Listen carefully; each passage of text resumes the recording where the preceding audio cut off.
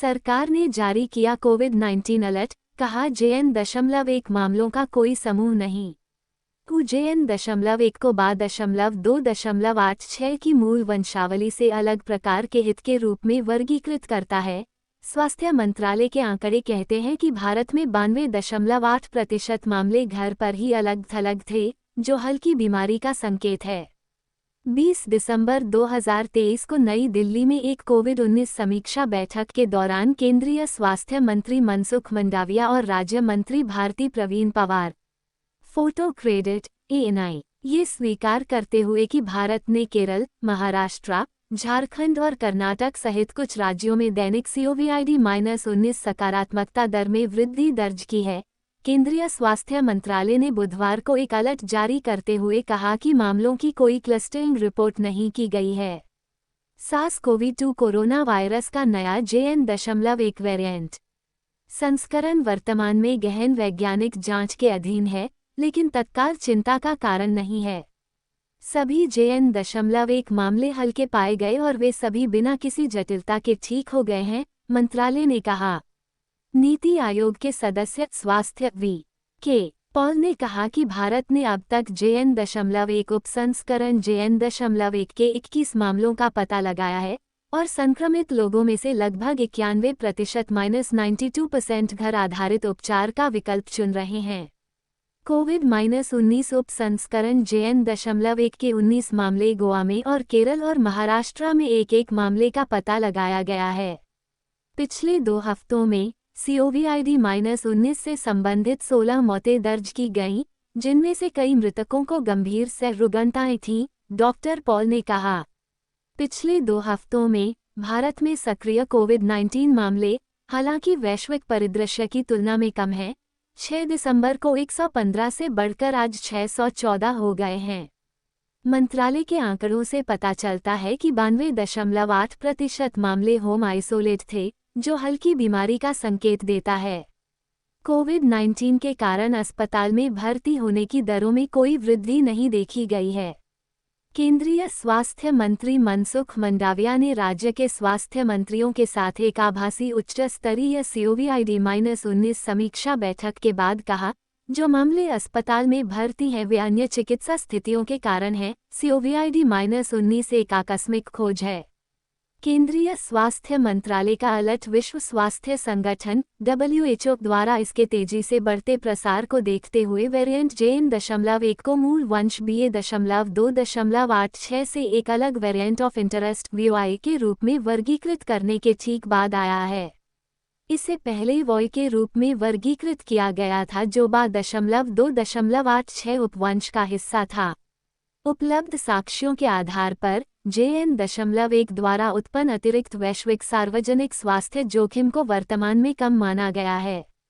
इसके बावजूद उत्तरी गोलार्ध में सर्दियों की शुरुआत के साथ JN.1 कई देशों में श्वसन संक्रमण का बोझ बढ़ा सकता है, WHO ने कहा। इसमें कहा गया है कि वर्तमान टीके JN.1 और SARS-CoV-2 के अन्य परिसंचारी वेरिएंट, जो कि कोविड-19 का कारण बनता है, से होने वाली गंभीर बीमारी और मृत्यु से रक्षा करते हैं। WHO ने कहा कि वह लगातार सबूतों की निगरानी कर रहा है और आवश्यकतानुसार JN.1 जोखिम मूल्यांकन को अपडेट करेगा।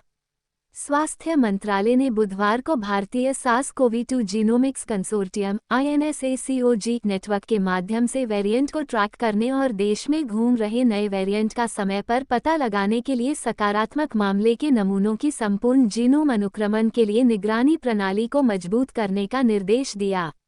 डॉक्टर मंडाविया ने कहा, इससे समय पर उचित सार्वजनिक स्वास्थ्य उपाय करने में सुविधा होगी।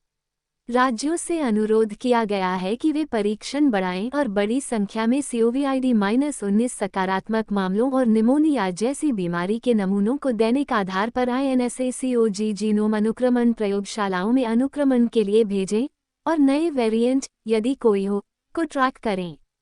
स्वास्थ्य मंत्री ने सभी राज्यों से सतर्क रहने, निगरानी बढ़ाने और दवाओं, ऑक्सीजन सिलेंडर और सांद्रक, वेंटिलेटर और टीकों का पर्याप्त भंडार सुनिश्चित करने का आग्रह किया। राज्यों को PSA प्रेशर स्विंग सोखना संयंत्रों, ऑक्सीजन सांद्रक और सिलेंडर, वेंटिलेटर आदि की कार्यक्षमता का आकलन करने के लिए हर 3 महीने में मॉक ड्रिल करने का निर्देश दिया गया है और सर्वोत्तम प्रथाओं को साझा करने के लिए प्रोत्साहित किया गया है। मंत्रालय ने चीन, ब्राजील, जर्मनी और संयुक्त राज्य अमेरिका सहित दुनिया भर के कुछ देशों में COVID-19 मामलों की बढ़ती संख्या से उत्पन्न चुनौतियों को रेखांकित किया और कहा कि COVID के नए और उभरते तनावों के लिए तैयार रहना महत्वपूर्ण है। 19 विशेषकर आगामी त्योहारी सीजन को देखते हुए ये दोहराते हुए कि COVID-19 मुद्दा अभी खत्म नहीं हुआ है, मंत्रालय ने राज्यों से उचित सार्वजनिक स्वास्थ्य प्रतिक्रियाओं की योजना बनाने के लिए COVID-19 मामलों, लक्षणों और मामले की गंभीरता के उभरते सबूतों की निगरानी करने का अनुरोध किया है। राज्यों को श्वसन स्वच्छता के बारे में जागरूकता पैदा करनी चाहिए, तथ्यात्मक रूप से सही जानकारी का प्रसार सुनिश्चित करना चाहिए और जानकारी का प्रबंधन करने और किसी भी घबराहट को कम करने के लिए फर्जी खबरों का मुकाबला करना चाहिए। राज्यों को समय पर निगरानी और त्वरित सार्वजनिक स्वास्थ्य उपायों को सक्षम करने के लिए मामलों, परीक्षणों, सकारात्मकता आदि के बारे में वास्तविक समय में जानकारी COVID पोर्टल पर साझा करनी चाहिए, डॉक्टर मंडाविया ने कहा। बुधवार को अपडेट किए गए केंद्रीय स्वास्थ्य मंत्रालय के आंकड़ों के अनुसार भारत में 614 नए कोरोनावायरस संक्रमण दर्ज किए गए हैं, जो 21 मई के बाद सबसे अधिक है, जबकि सक्रिय मामले 2311 हैं। सुबह 8 बजे अपडेट किए गए आंकड़ों के अनुसार 24 घंटे की अवधि में केरल में 3 मौतों के साथ मरने वालों की संख्या 533,321 दर्ज की गई। देश में COVID-19 मामलों की संख्या 45,45,05,978 है। स्वास्थ्य मंत्रालय की वेबसाइट के अनुसार इस बीमारी से ठीक होने वाले लोगों की संख्या बढ़कर 44,470,346 हो गई है और राष्ट्रीय रिकवरी दर 98.81% है।